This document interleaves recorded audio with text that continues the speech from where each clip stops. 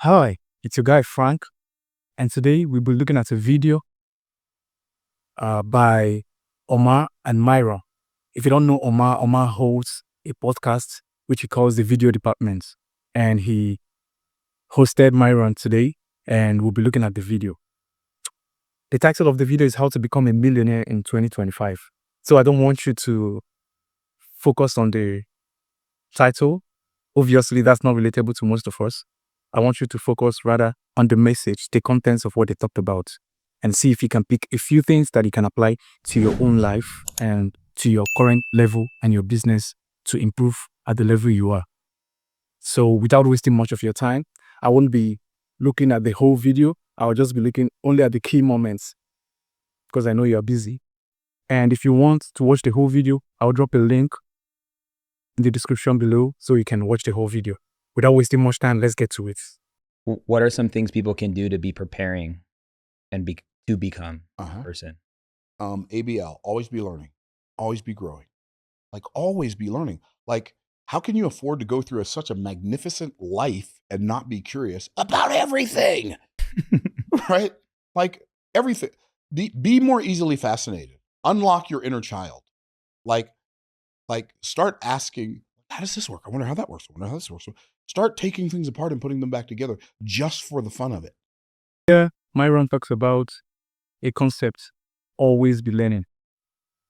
According to him, this is how you improve yourself. You become a better person in your field, in whatever you do. And he says, be curious about everything. For me, I would even take it a little further. Be curious about everything, especially in your own field. Yes, you could know a few things about everything, but be more curious in your own field. For example, if you're a content creator in a certain niche, you should consume more contents in that niche. You should read more books, watch more videos in that your particular niche. The same goes for a real estate agent. You should consume more content in real estate. You should watch more videos, read more books, listen to more things related to real estate. Because what happens is that most people in their field scratch the surface and then they let it be there.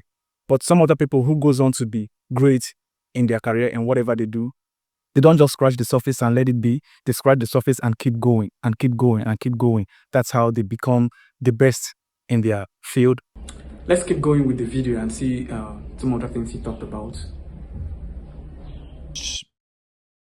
Amazing To do when no one's watching. Exactly. But when no one's watching me, I'm literally on YouTube learning. Me too. And my Instagram feed is business advice. Me too. I'm in a perpetual state of being learning a student. and growing. Yes. And I don't. The success of this podcast is purely my curiosity on display. Mhm. And actually, people appreciate because like a student, you can't have pride and be a student. Right.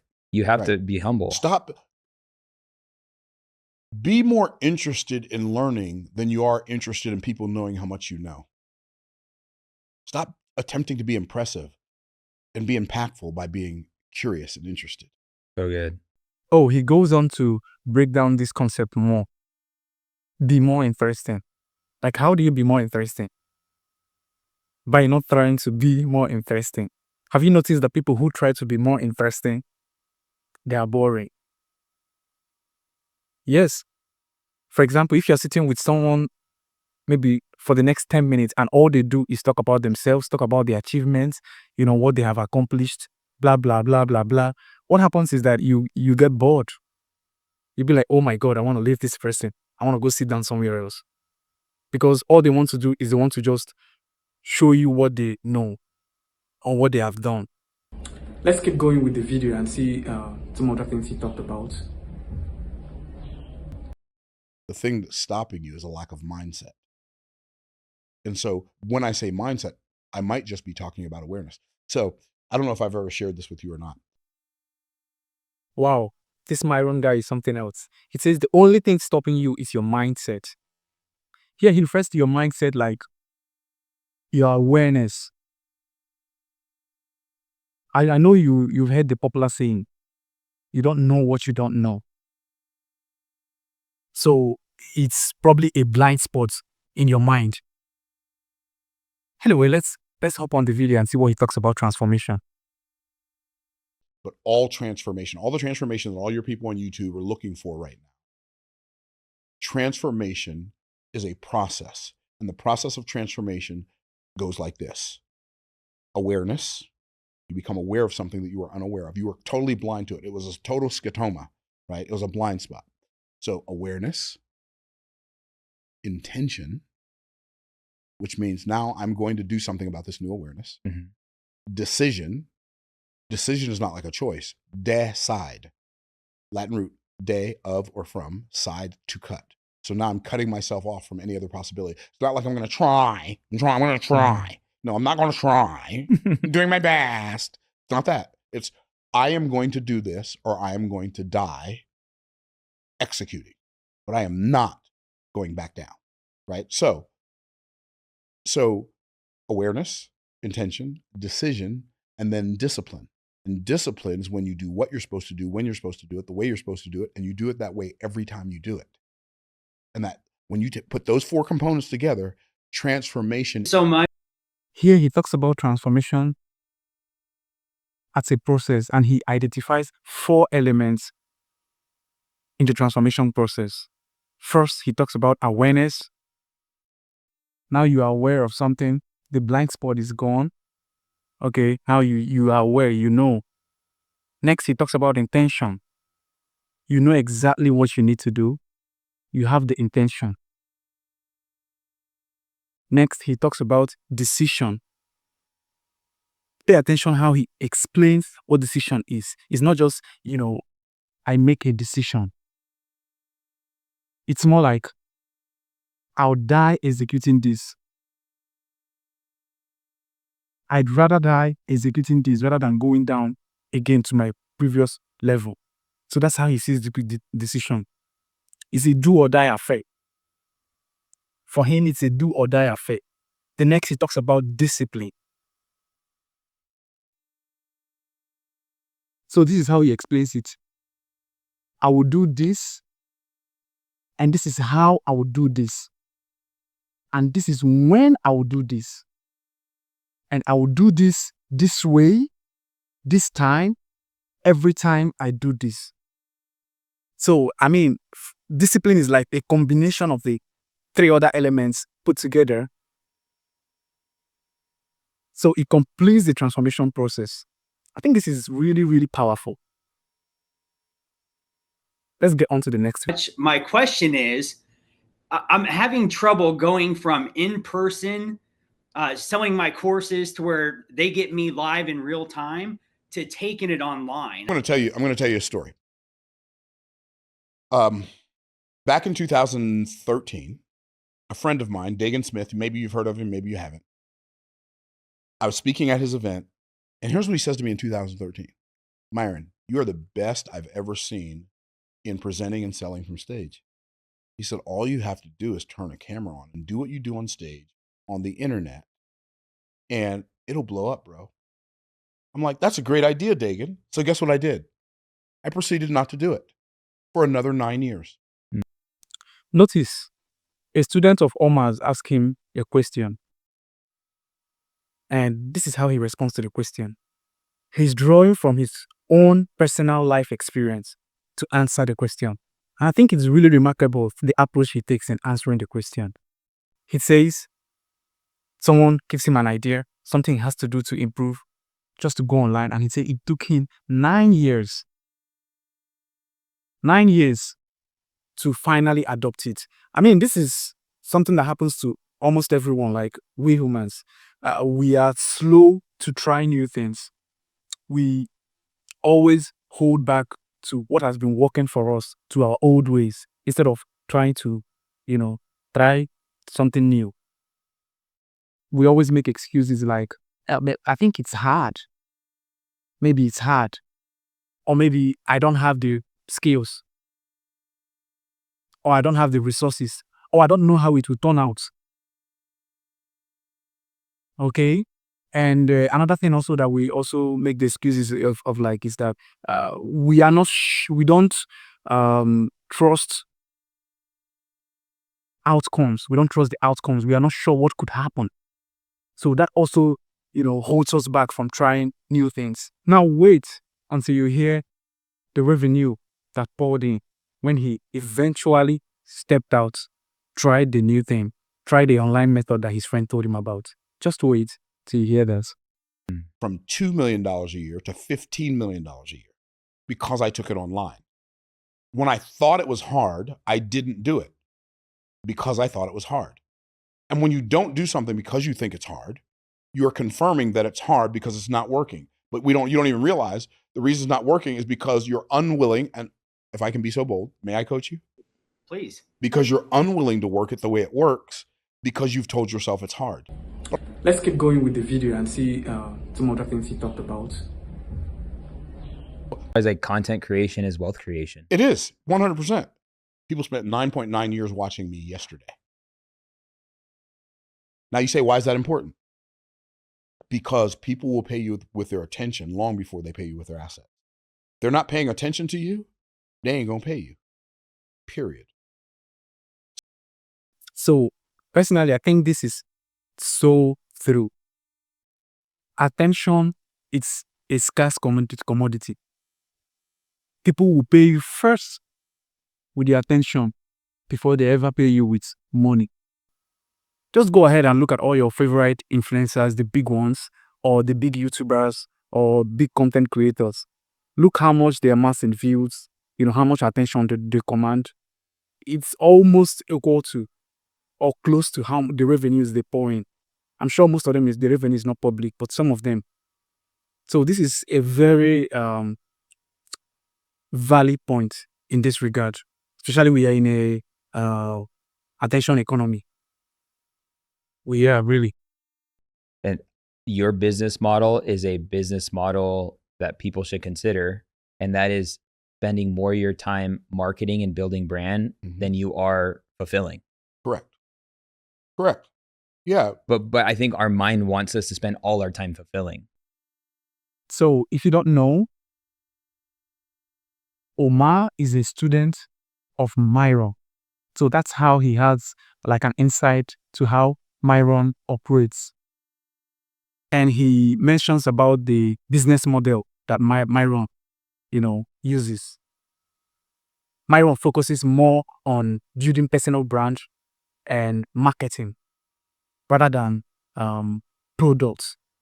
He says, spend more time in building your personal brand in marketing than in building the product. I think it's such a valid model. I think it's a valid business model. Like, don't spend 90% of the time in building the products. So what happens after building the product, a fine product, and then it's difficult and you don't have the base, the support base, the audience to take advantage of the product. So I think it's more important to have a easily identifiable personal brand and marketing strategy that actually works, that actually gets to the audience, the niche, the people that you want to get to, and grow that first before rushing to create a product. I think it's really, really something that everyone should, or most people in business should pay attention to. Let's get on and see what this guy has in his head. Because Nobody's your audience buying. isn't growing, your leads aren't growing, your core product sales aren't growing, your revenue's not growing. So in life, anything that's not growing is dying. There's no such thing as standing still. You're moving forward or you're moving backwards. I like his approach towards growth. Yeah, if you are not growing, then you are declining. There's no such thing as being steady, or if you are the same place that you were last year, then that means you're actually declining. So if you are not growing, you are declining. There is no in between.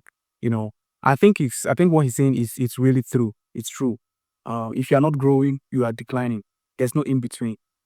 I haven't arrived, so I'm going to keep on pressing. I think when you realize that the journey is the destination and there's no there, just keep on growing. And eventually your mindset will overtake your past. Was that helpful? Powerful.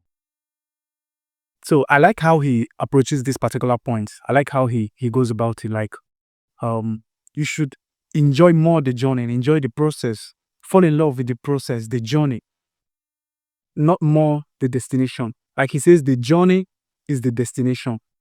It's like some people who has a set goal, said, I will make this certain amount or this certain figure. There's nothing wrong with that. But when you see that as, as the final, so if you get to that figure, if you make that particular amount, what happens? You see, there is a big drop in motivation. There's a big drop in drive and what pushes you. For some people, they don't even go ahead and set new goals, set new targets. It'd be like they'll start falling from there. Just because they just did not enjoy the journey. They think more of the target, the destination, and then when they got there, that's it. So let's go on and see some of the other things he talked about in this video. But the skill is not the transformation. People are used to selling their time, and because they're used to selling their time, and let's say they made $25 an hour and they would have liked to have made $50 an hour, so they start selling their time when they come into entrepreneurship because they think that entrepreneurship is selling your time for more money, but it's not. Entrepreneurship is selling something totally different. You're selling transformation. Someone asked me a question why his course, is not getting sales. His offers are not catching more sales and all that. And his response here is I think it's more direct, more niched to people who want something to sell, who are selling their courses, their products online and stuff like that. And if you are into that and you want to understand better, you can watch at least the whole video in that part. I'm not going to go into the details of the things he talked about in that section of the video. However, there's something that struck me that he said. He talks about entrepreneurship. Entrepreneurship is about selling transformation. So this is his own approach. And this guy, I think he's really, really smart. Like, if you're selling a course or a product, you're either selling the process, you're either selling your time, or you're either selling, or the title. If he has a catchy title, people, just come to, okay, let's see what this guy is talking about and stuff like that. But for him, he thinks entrepreneurship is about selling transformation. And if you're selling transformation, it means that you have examples of people who has joined in your program and have gone on to improve themselves, or they have visible results, tangible results. Like maybe they used your product or your process and they've increased their sales, they've made more money. That is about selling transformations because it's measurable. Okay, they've increased their net worth since they joined your program. So I think that's more of what he's talking about. It's about selling transformation. Transformation, it's always visible. Transformation is not it's not something that is intangible. It's not something that is hidden. It's always visible. So if you're selling transformation, there must be some obvious examples that you can point out to further buttress your point, or to further convince people that it's working. So I think that's the angle that he's looking at it from. Let's get on to the last part of the video and see how he explains a few things. In fact, when you're creating a transformation for people, convey it in third grade language. Okay, that's number one. Number two, make sure that when you tell people what you're going to do for them, make sure that when you tell them, it's something that's desirable. This part of the video, I think everyone who has been watching should pay attention to it. I think it's one of the most important parts of the video, especially for people who has something they are selling online. Maybe they're selling a process, they have a service that they're selling, or they have a product they are selling, or what they are selling is themselves, right? You are selling your brand, okay? So this part of the video, I think it's very, very important. For example, how do you describe what you do to people? How do you define your brand to people? So he says something about it has to be simple, using simple words to explain it so that every other person can pick it up. Like if you're explaining, you don't have to, it doesn't have to be ambiguous. It doesn't have to use big words. Make it simple. Okay, break it down to simple words so people will have to understand it. What you're selling, is it desirable? It's not something you desire for them. It's something they desire for themselves, something they want, even before knowing who you are, even before knowing that you offer such a product. Okay, so is it desirable? Also, is it measurable? So is there going to be a transformation? Is there going to be a before and after? Like before they met you and then after they met you? Is it going to be measurable? Is there going to be a clear difference that, there's obviously an improvement, there's obviously a change from the time they met you, from before the time they met you and then after they met you? So, because at the end of the day, they're going to pay you with money. They're going to pay you with, money, an amount of money, which is measurable. Okay. So the transformation also has to be measurable. Whatever it is, the end points, the end service has to be measurable. So I think if all product creators, people who manufacture products or people who sell services or processes, whatever it is, pay attention to this, I think they are going to go ahead to improve whatever they are offering and, have more impact on people or on their customer base. If you have been with me so far, thank you. I appreciate. I'll close with this. You don't know what you don't know. So be more curious. That's how you know. I'll catch you on the next. Until then, cheers.